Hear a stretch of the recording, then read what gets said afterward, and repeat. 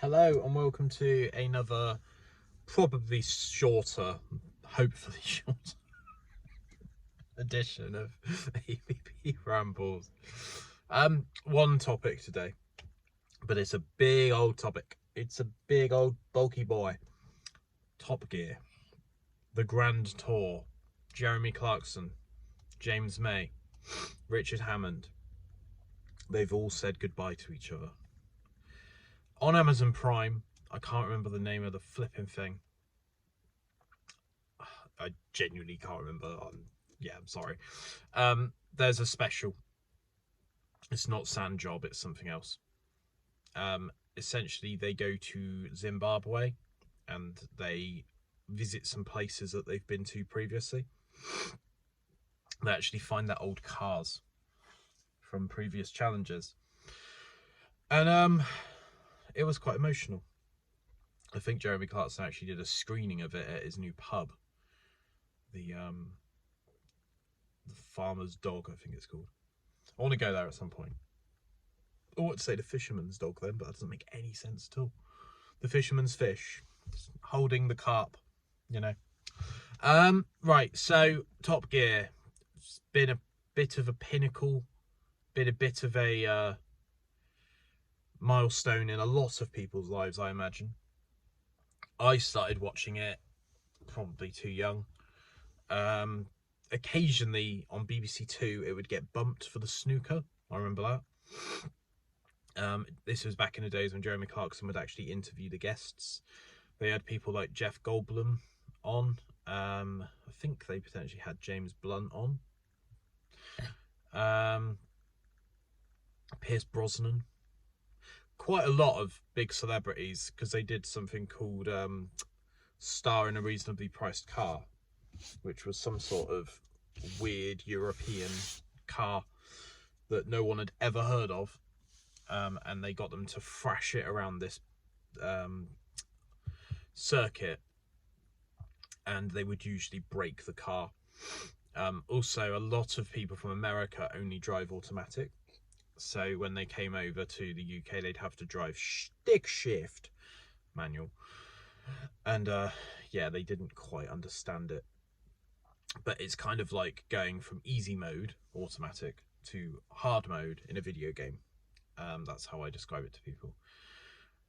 So yeah, Top Gear became a bit of a diminishing returns after a while. They spent way too much money as a budget for BBC on blowing up caravans, which I think is a worthwhile investment personally.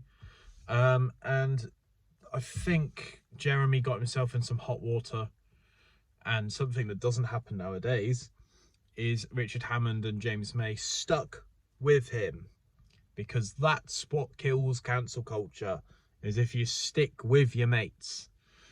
And they got offered a lot of money to move over to Amazon Prime rather than BBC, as it felt like BBC had washed their hands with them. And then that knob Chris Evans came along with his stupid ginger hair and tried to reinvigorate Top Gear. Clearly failed. And then we had a rotating carousel of guests on Top Gear, of hosts, sorry, not guests, that all tried their best. I think they had a cricket guy at one point. And we had Matt LeBlanc from Friends, Joey. And he did a pretty good job, actually. I really actually quite like him. I think he's all right. But it was just never what it was. And this is the first album syndrome that a lot of musicians face, of how can we make this better than what we've already done. So the Grand Tour, I think, was a series for a while. Then it became like a special where they would drop like a 2-hour episode. And it was kind of similar to Top Gear, but there was no studio. They would just go on these crazy expedition adventures across like Russia and places like that. I think Sand Job, they actually accidentally drive into a submarine pen, and I remember there was an episode, or there was probably the same episode as I've literally just discussed, Ben. James May crashed his car into like a Eurotunnel type thing. basically they were trying to max out the speed of their car and then put like the emergency brake on to like safely park. And James May, who's considered Captain Slow, completely yeeted his car into another dimension. Which, you know, Richard Hammond has the history of doing that. I think he broke the land speed record or something near an airport in this crazy atom vehicle. I think that's right, I'm not sure. And Jeremy Clarkson's always just been power and speed the whole way through his career. So it's quite interesting to see James May crash. But they were all right. And yeah, the Grand Tour was good. But I think the glory days of some of the challenges with Top Gear were mental. There was one, I think it was a Challenger tank, trying to get full sensor lock on a Range Rover. And I think the full sensor lock takes about 7 seconds to calibrate. So the Range Rover had to like go up and down these, I think it was like an army area where there was lots of hills and lots of blind summits and mud and water and, you know, all that sort of stuff. And the Range Rover was just excellent, and it was just skimming along, you know, the floor and just absolutely smashing it. There was also an episode, I can't remember what this was against, but there was an Apache helicopter gunship. And I learned a lot from Top Gear. I think with the Apache, it could prioritize 152 targets in 4 milliseconds or something crazy. And it would prioritize what's the biggest threat on the battlefield, and it would just obliterate all of them immediately, which is pretty scary.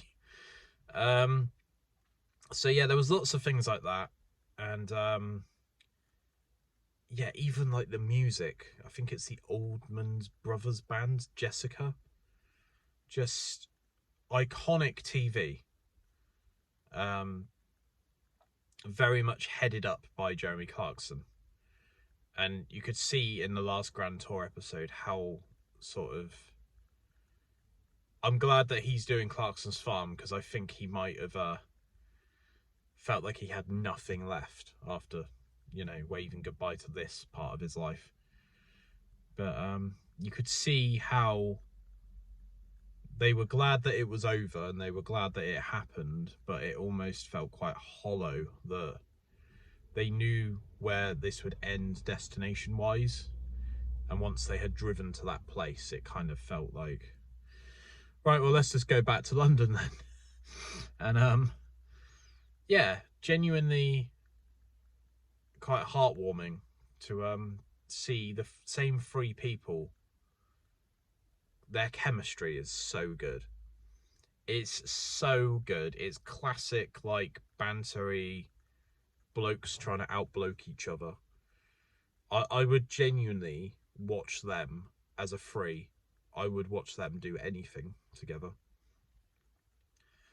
They have some really untapped, unmanufactured sense of, like, you know, Richard Hammond is the hamster. James May's the methodical one that likes to actually think about things.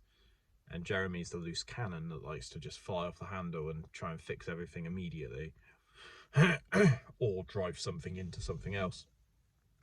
But even coming down to like the projects that they did, and some of the challenges they did of turning their like cars into boats. I think in the Grand Tour they turned their cars into train. They got them on train tracks. And just watching all the mishaps and all the crazy antics, and yeah, I don't think we're going to get that again. I might be wrong. There might be something else that comes along, but it won't be those 3. And that's the real punch in the gut. But yeah, I just wanted to make this video to say thank you for all of the memories as Top Gear, and just fantastic. Like, I remember so much from Top Gear. Like, Jeff Goldblum got interviewed, I think it was just after Independence Day had come out, and he actually mentioned that he had one of the Jeeps from Jurassic Park because he was given it. I think it was a Mercedes after the film had finished, and he'd just been driving it around ever since. I think he got the Jurassic Park sticker taken off of it, because otherwise that's a bit of a look at me, everyone flocks to you, which I imagine Jeff Goldblum would actually quite like, to be fair. But just little things like that just stick in my head. And yeah, so thanks Jeremy, James and Richard for the memories. And yeah, it's good to come out swinging though, rather than it fade into irrelevance. I think that's a super important thing now. You know, when it feels like you're on a treadmill and it feels like you're going through the motions, that's sometimes the best time to take your foot off. But yeah, hope you've enjoyed this one topic, very rare one topic episode of ABP Rambles.